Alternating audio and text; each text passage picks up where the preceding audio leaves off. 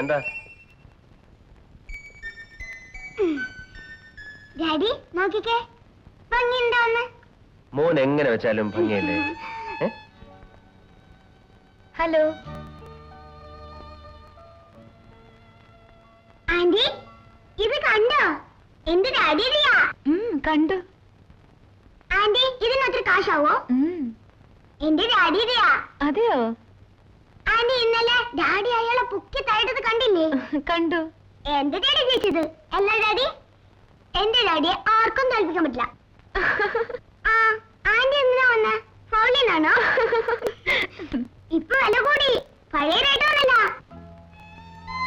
വില കൊടുക്കാനും ആന്റി ഒരുക്കമാണ്.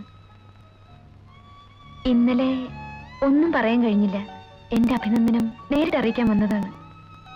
സ്വീകരിക്കുന്നു. എനിക്ക് കിട്ടിയ വില കൂടിയ സമ്മാനമാണ്. Thank you.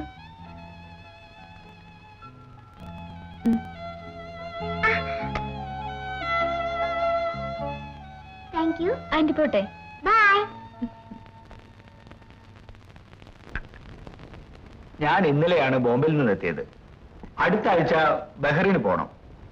അതിനുള്ളിൽ ഉറപ്പിച്ചു വെച്ചേക്കാം. വിവാഹം ഞാൻ തിരിച്ചു വന്നിട്ടാണ്. ഇവര് തമ്മിൽ അടുപ്പത്തിലാണെന്ന് പ്രകാശ് പറഞ്ഞ സ്ഥിതിക്ക് ഒരു ചടങ്ങിന്റെ ആവശ്യമില്ല. പോരെങ്കിൽ തമ്പിച്ചേട്ടൻ വാക്ക് പറഞ്ഞിരിക്കുകയല്ലേ? ആണല്ലോ.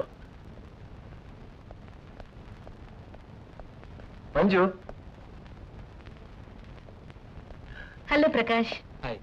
മഞ്ജു തന്റെ ചേട്ടനും അളിയനുമാണ്. ഹലോ. ഹലോ. ആ, നിങ്ങൾ രണ്ടുപേരും കല്യാണക്കാരെ ഉറപ്പിക്കാനാ ഞങ്ങൾ വന്നത്.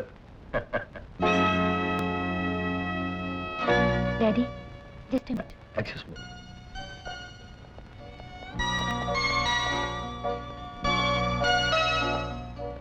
എന്താ മോളെ? ഡാഡി, എന്താണ് അവർ പറഞ്ഞത്? നിനക്ക് മനസ്സിലായില്ലേ? ഇല്ല. പ്രകാശം എന്നെ വിവാഹം കഴിക്കാൻ ആഗ്രഹിക്കും. അത് ഉറപ്പിക്കാനാണ് അവർ വന്നത്. എനിക്കിഷ്ടമല്ല.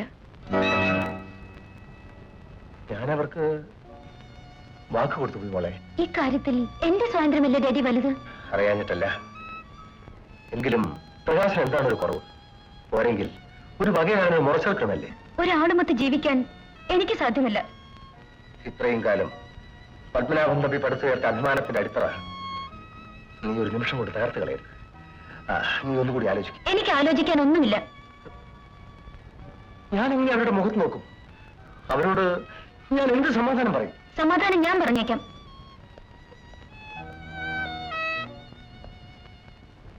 Prakash, please 1 minute.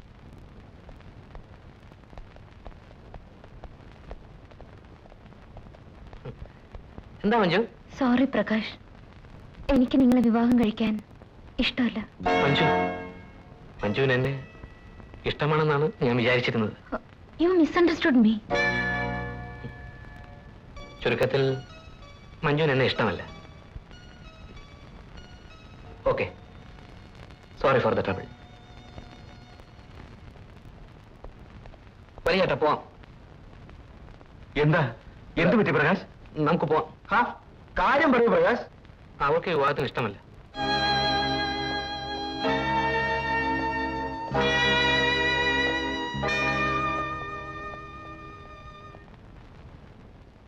Mister Thampi, മാന്യന്മാർ വാക്ക് പറഞ്ഞാൽ അത് വാക്കായിരിക്കണം. മാന്യന്മാർ.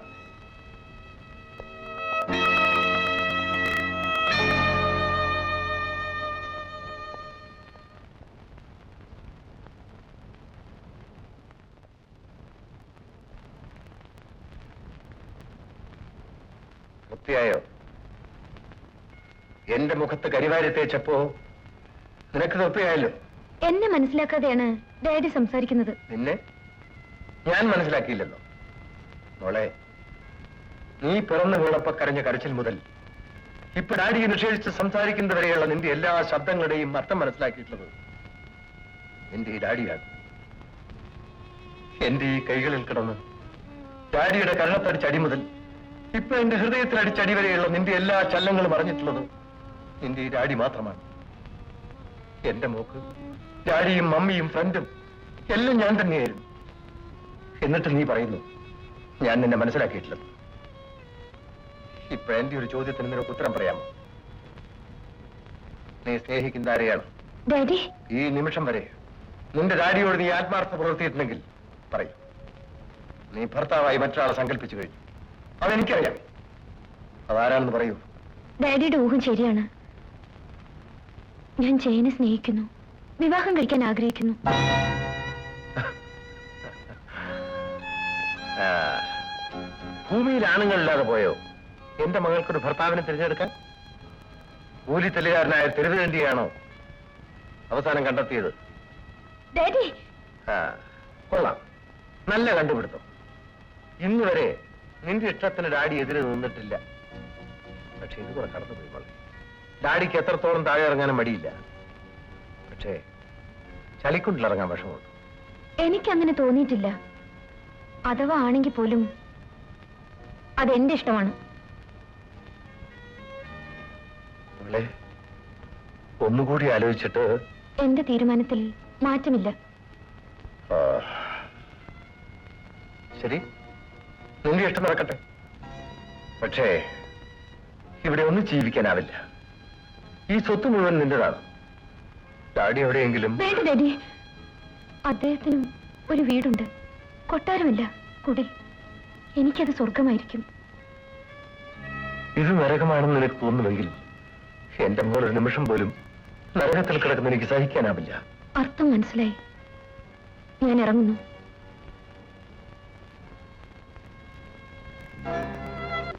ശരി.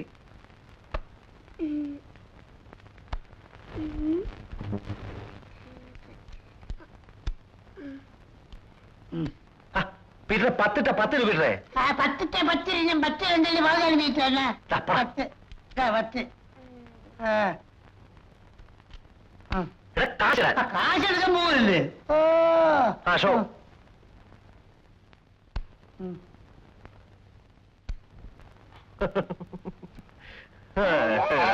കുറ്റി കുറ്റി കുറ്റി കുറ്റി.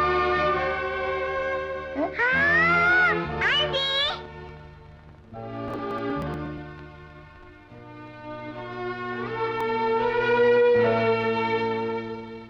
എന്താ മഞ്ജു?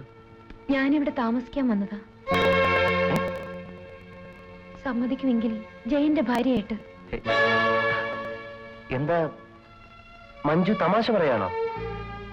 എനിക്കിഷ്ടമില്ലാത്ത ഒരു വിവാഹത്തിന്റെ പേരിൽ ഞാൻ ജയനെയാണ് വിവാഹം കഴിക്കാൻ ആഗ്രഹിക്കുന്നതെന്ന് ഡാഡിയോട് പറഞ്ഞു. ഇപ്പോൾ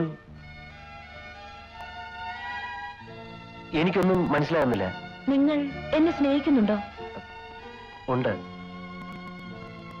പക്ഷേ അതുകൊണ്ട് പെട്ടെന്നിപ്പോൾ. നിങ്ങൾ എന്നെ സ്വീകരിക്കുമെന്ന വിശ്വാസത്തിലാണ് ഞാൻ ഇവിടെ വന്നത്. അനുവാദം ചോദിക്കാത്തതിന് മാപ്പ്.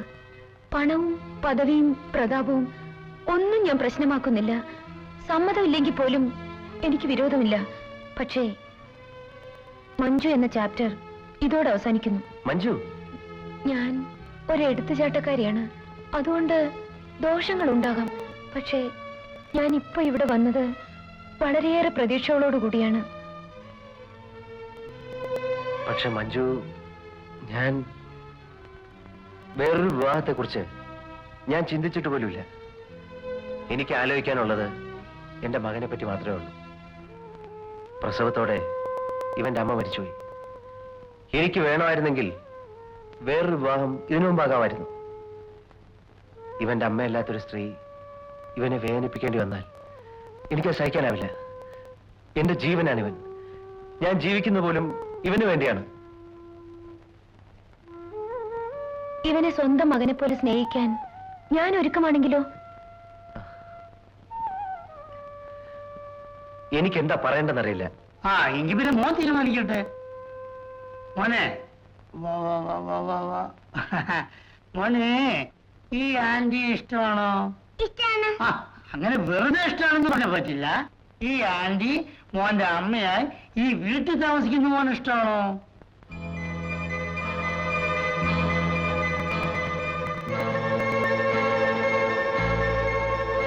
ഒത്തിരി ഇഷ്ടമാണ്. നല്ല കരണ്ടോ?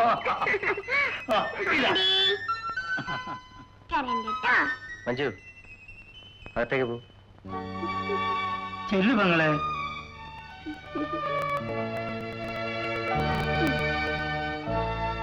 പീറ്ററെ, ഞാൻ എന്താ ചെയ്യേണ്ടത്? ഈ ബന്ധം കൊണ്ട് നിന്റെയും മോന്റെയും ജീവിതത്തിൽ നല്ലൊരു മാറ്റം ഉണ്ടാവുമെന്ന് എനിക്ക് തോന്നുന്നു.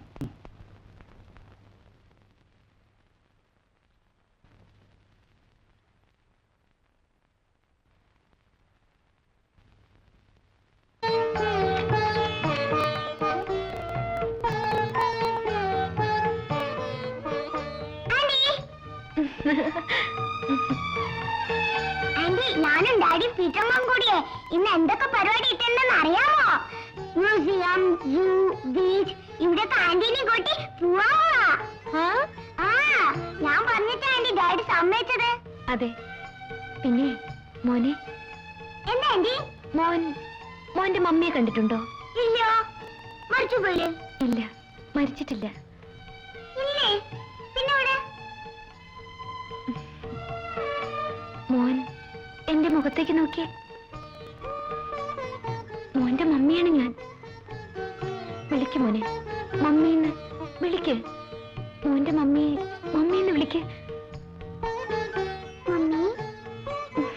ഭാഗ്യവാനാടാ. എന്തു പറ്റി? പണ്ടാരടക്കം എന്റെ സ്റ്റെല്ലക്കുട്ടിയുടെ തള്ളൊന്നും ചാവൊന്നും കൂടി ഇല്ലല്ലോ. അല്ലെങ്കിൽ പണ്ടാരത്തിന് തല്ലി കൊല്ലാൻ പറ്റുമോ? അതുമില്ലേ. ഡാഡി, എനിക്കെന്റെ മമ്മിയെ കിട്ടിയല്ലോ. എവിടെ? ദേ. ആഹാ. സംഗതി അച്ഛനാ, ഇപ്പൊ നിന്റെ വിഷമൊക്കെ മാറിയില്ലേ? അപ്പൊ മമ്മിയും കൂട്ടിട്ട് പോവാല്ലേ? എങ്ങോട്ട്? മറന്നോ? സൂ, ബീച്ച്, സിനിമ. പീറ്ററെ, മോൻ പറഞ്ഞിട്ടില്ലേ? ആ പറഞ്ഞോട്ട് പോയി കളയാം. നീ വന്നേ. പീറ്ററെ വേണ്ട. എടാ വീര, അപ്പൊ നിനക്ക് ഫസ്റ്റ് നൈറ്റ് ഉണ്ട്, ഡേ മതിയല്ലേ? എടാ ഒന്ന് ഇരുട്ടിക്കോട്ടടാ. ഒന്ന് പറഞ്ഞേ. ഒന്ന് പറഞ്ഞേ. മോനെ, ബിജുമോനെ, അങ്കിളിന്റെ മോനെ, പൊന്നുമോനെ, എവിടെ നോക്കും മോനെ? ജാതിക്ക് ഭയങ്കര തലവേദന. ആണോ ഡാഡി? അതേ മോനെ.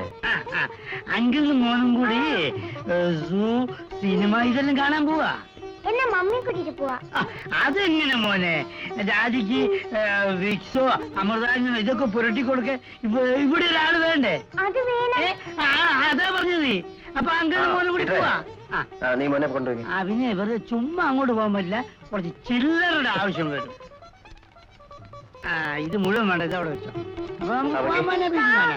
പിന്നെ മോനെ എല്ലാ സ്ഥലവും കാണിച്ചിട്ട് പതുക്കെ വന്നാൽ മതി. എന്നാലും ഒരു കാര്യം ചെയ്യാം, 1-2 ആഴ്ച കഴിഞ്ഞിട്ട് തിരിച്ചു വരാം.